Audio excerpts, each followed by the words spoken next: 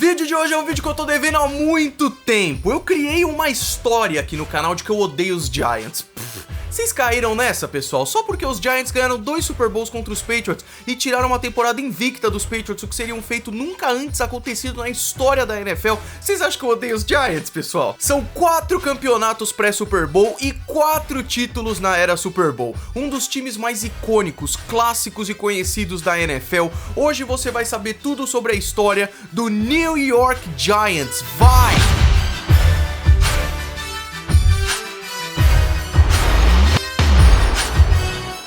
Sejam muito bem-vindos ao Golim Sports. Eu acho que de longe esse é o tipo de vídeo que eu mais gosto de fazer. Eu amo a história da NFL e eu amo entender como é que os times foram criados e como é que eles chegaram ao que é hoje. Por que que a torcida tem um canto, tem um hino? Por que as cores são tão importantes? Por que que o legado é tão importante? E com certeza o legado dos Giants é imenso, cara. Que time clássico, que time forte, com tantos momentos interessantes e de verdade.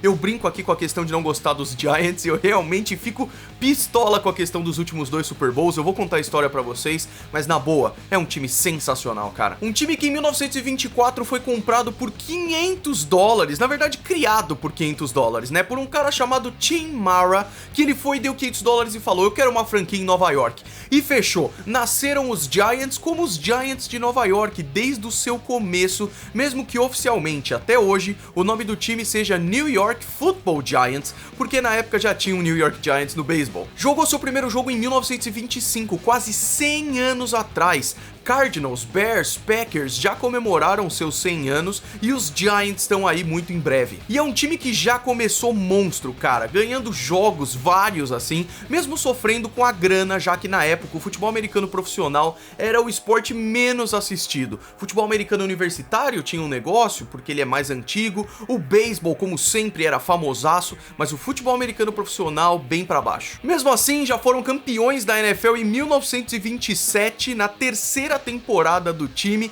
e em 1931 Steve Owen se tornou técnico, um dos técnicos mais longevos da NFL, porque ele ficaria de 31 até 1953, ganhando 2 campeonatos e indo para a final da NFL 8 vezes em 14 anos. Golim, por que você tá separando NFL de Super Bowl? Pra quem não conhece a NFL há tanto tempo, o Super Bowl começou no final da década de 60. Antes de 1966-67, a NFL era uma liga única cujo campeão era o campeão da NFL. Depois foi incorporada a AFL e o vencedor de uma enfrentava a outra no Super Bowl. Já contei isso aqui muitas vezes. Os principais times da época eram os Bears, os Packers e mais tarde até o Baltimore Colts, que são times muito clássicos também da NFL. E essa primeira fase aí de 25 até 50 e pouco lá, foi uma fase difícil, porque como eu disse pra vocês, a NFL não era muito grande, mas foi uma fase em que os Giants já mostraram ser um dos principais times. A maioria dos times criados na década de 10 e de 20 deixaram de existir, cara. E foi nessa fase, uma das fases mais importantes da história do futebol americano, que Jim Lee Howell se tornou técnico. E ele foi o técnico de um jogo que é um dos maiores símbolos da história da NFL.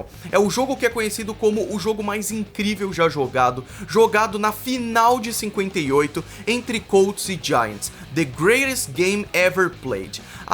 Calma aí, primeiro vamos fazer uma coisa. Antes os Giants ganharam o campeonato em 56. E os Giants, esse já seria o seu terceiro campeonato. E em 56, os técnicos, o coordenador ofensivo era o Vince Lombardi, que eu tenho até vídeo falando dele aqui. O cara é um dos técnicos mais importantes que tem. E o coordenador defensivo era Tom Landry, que qualquer fã dos Cowboys sabe muito bem quem é. Os Giants dessa época estavam moldando uma geração de técnicos, cara. Voltando pra final de 58 contra os Colts, Golim, por que é o jogo mais incrível? Porque além de ter sido um baita de um jogaço, tendo prorrogação pela primeira vez na história da NFL e emoção até o fim, esse jogo é marcado até hoje como o jogo que colocou o futebol americano no mapa como um dos maiores esportes americanos. Foi a partir dele que a NFL se tornou realmente imensa e o esporte realmente se tornou gigante nos Estados Unidos. Isso se deve a contratos televisivos, isso se deve a uma maturidade do esporte que estava começando a atrair mais gente, mas esse jogo é marcado como tinha uma NFL antes desse jogo e uma NFL depois. Os Giants perderam essa final para os Colts, mas mesmo assim, cara, o jogo é inacreditável. E é dessa época que a gente traz o nosso primeiro jogador importante dos Giants, que é o running back Frank Gifford, que foi MVP na temporada de 56, em que eles ganharam o título. A década de 60 foi ótima, várias finais, infelizmente nenhum título, mas foi uma década muito importante. Esse monte de finais que eles deram uma popularidade muito grande para os Giants e uma grana também, já que agora a questão do esporte ser popular também era importante. O quarterback Y.A. Title, né, que é famoso aí na história da NFL, foi um ótimo QB da época pelos Giants. Os anos foram avançando e o time começou a sofrer um pouco durante o fim da década de 60, a década de 70 também foi um pouco mais difícil, mudanças de técnico e os piores anos da franquia até então, principalmente em desempenho. Mesmo assim, eles tiveram um técnico do ano em 70, que é o Alex Webster, e até o avô do Sean McVay, técnico atual dos Rams, foi técnico dos Giants também. O Giants Stadium seria sua casa de 76 a 2009 e foi aí que os Giants oficialmente saíram de Nova York. Como assim, Golin? O Giants Stadium fica em New Jersey, em East Rutherford, que é o lugar do atual estádio do time, o MetLife Stadium, eu vou chegar lá. Os Giants tiveram um recebedor no Pro Bowl de 1968 e o próximo seria só em 2010, o próximo recebedor num Pro Bowl, que é o Steve Smith, eu vou falar dele também. E os Jets, que nasceram na AFL, eles estavam mais fortes que os Giants nessa época, foram pro Super Bowl com o Joe Namath e tudo mais, então realmente a competição estava pesada. Mas com o fim dos anos 70, os anos ruins acabaram e os Giants voltariam à glória com um técnico que seria um dos principais técnicos da franquia e da NFL, Bill Parcells. Além disso, jogadores excelentes. No final da década de 70, draftaram o quarterback Phil Simms, que fãs dos Giants conhecem com certeza. E em 1981, eles draftaram o melhor jogador defensivo da história. O primeiro jogador que ganhou calouro defensivo do ano e jogador defensivo do ano. Vocês aí que conhecem um pouco melhor sabem muito bem. É o linebacker Lawrence Taylor. Lawrence Taylor até hoje talvez seja... a gente conversa sobre quarterbacks, conversa sobre o Jerry Rice de wide receiver, mas o Lawrence Taylor, ele provavelmente é o melhor jogador da história, no quanto ele era um jogador defensivo inacreditável. E eu já falei algumas vezes aqui no canal o quanto as décadas de 70 e 80 foram competitivas, então demorou para os Giants ganharem um Super Bowl, mas esse momento chegou em 1986, Super Bowl 21 contra os Broncos, cara. Foi uma temporada maravilhosa e o Super Bowl foi contra os Broncos e o Lawrence Taylor foi MVP da NFL esse ano, foi jogador defensivo esse ano mais uma vez, o Phil Simms foi MVP do Super Bowl e o Bill Parcells foi técnico do ano. Um ano para ficar na história de Nova York. As temporadas que vieram logo depois foram um pouco mais difíceis, inclusive com alegações de uso de drogas do Lawrence Taylor, que foi suspenso em 88, mas o time continuava bem e foram novamente pro Super Bowl em 1990, no Super Bowl 25 contra os Bills, que jogariam 4 Super Bowls seguidos e perderiam todos. O MVP desse Super Bowl foi o running back dos Giants, Otis Anderson, que é maravilhoso, mas infelizmente essa dinastia dos Giants acabou nesse ano,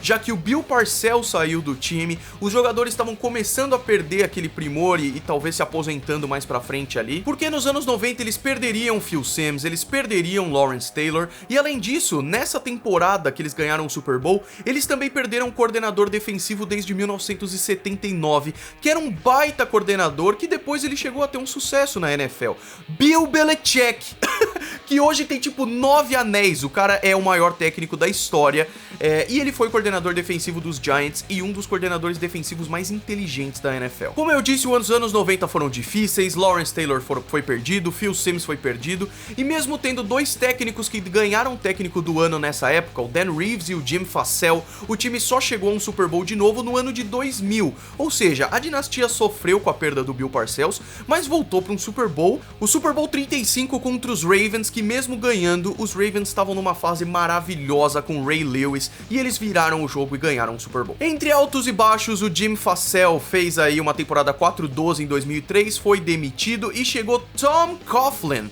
um cara que os fãs mais antigos devem conhecer muito bem, porque o Tom Coughlin fez uma coisa muito importante no draft de 2004. Os Chargers, na primeira escolha da primeira rodada, draftaram um garoto de Ole Miss chamado Eli Manning, que foi trocado pro New York Giants porque os Manning não queriam queriam o Eli jogando nos Chargers.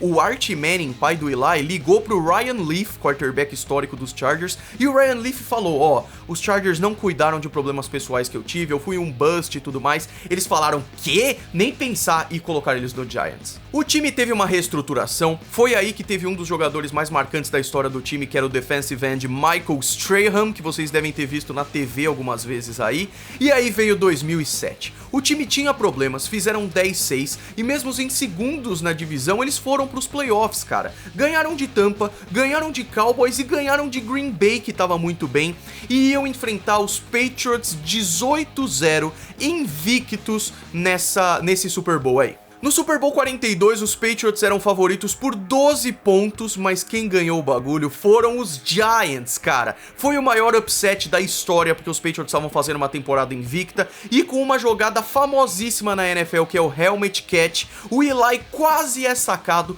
consegue fazer um passe desesperado, e o David Tyree consegue fazer uma recepção de capacete, que depois daria o touchdown da vitória, e John Mara, o co-dono do time, né, descendente daquele Tim Mara, disse que essa tinha sido a maior vitória da história da franquia, sem dúvida.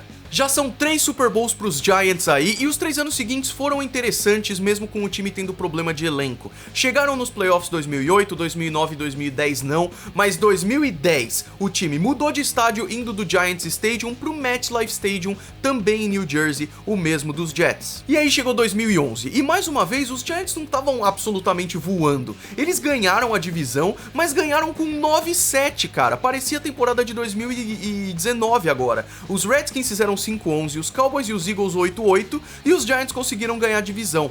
Nesse ano, o Aaron Rodgers liderou os Packers em 15-1, e aí o que aconteceu foi o seguinte: os Giants perderam jogadores excelentes como o Steve Smith, que estava indo muito bem, mas também trouxeram jogadores como Victor Cruz, um recebedor maravilhoso. Nos playoffs, o time voou vencendo os Falcons no divisional e ganharam dos Packers na final de conferência. Esse Packers que estava voando, e aí no Super Bowl 46, contra quem seria mais uma vez?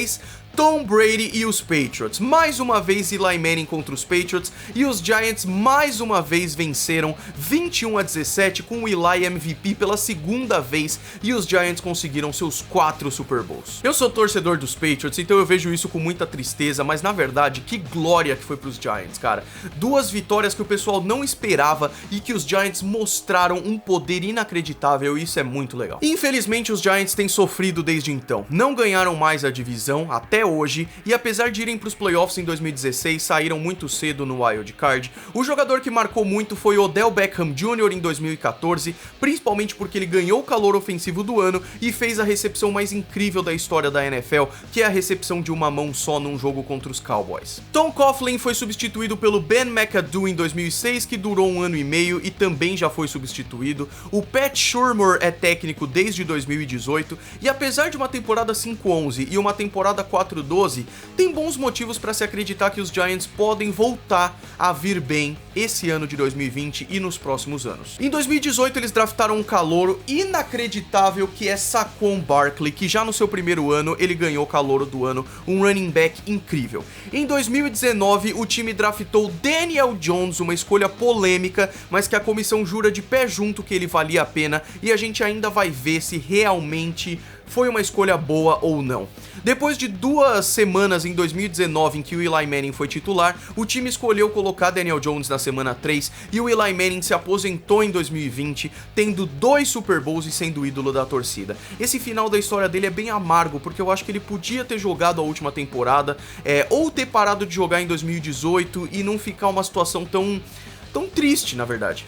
O Daniel Jones é o quarterback do time, e para 2020 eles vêm com 2 reforços na comissão técnica. Joe Judge é o novo técnico principal, que desde 2012 ele estava nos Patriots como técnico de times especiais, e além disso como coordenador ofensivo Jason Garrett, que há muitos anos, há 10 anos, era técnico dos Cowboys, um dos rivais dos Giants, e que agora vem como coordenador ofensivo, e que apesar do Jason Garrett, ele realmente estava sendo péssimo como técnico nos Cowboys, focando só na parte ofensiva, ele realmente pode ir bem, cara. O time perdeu o Odell Beckham Jr. pros Browns, mas eles vêm com Golden Tate, Darius Slayton e Sterling Shepard como principais recebedores. Tem um tight end bastante bom, que é o Evan Ingram, principalmente no Madden. A linha ofensiva é bem mediana, mas eles draftaram Andrew Thomas, um excelente tackle de Georgia, e a defesa dos Giants não foi bem em 2019, mesmo com nomes interessantes como Dexter Lawrence, DeAndre Baker, que ainda podem melhorar. E para 2020 caiu no colo o excelente safety do college, o Xavier McKinney, e ainda trocaram com os Packers pelo linebacker Blake Martinez. A questão é a linha defensiva, que talvez não seja muito boa e que pode dar trabalho para os Giants. Nos times especiais tem o Aldrick Rosas, que é um dos melhores kickers da liga, isso tá tranquilo.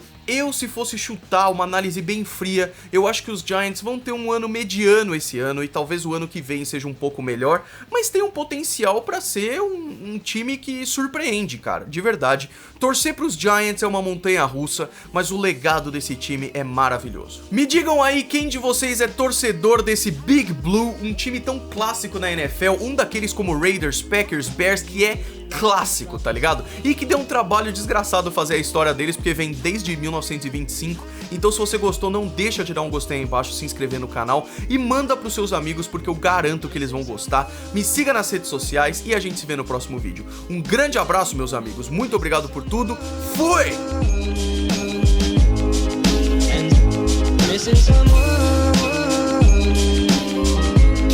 Is as normal, missing someone.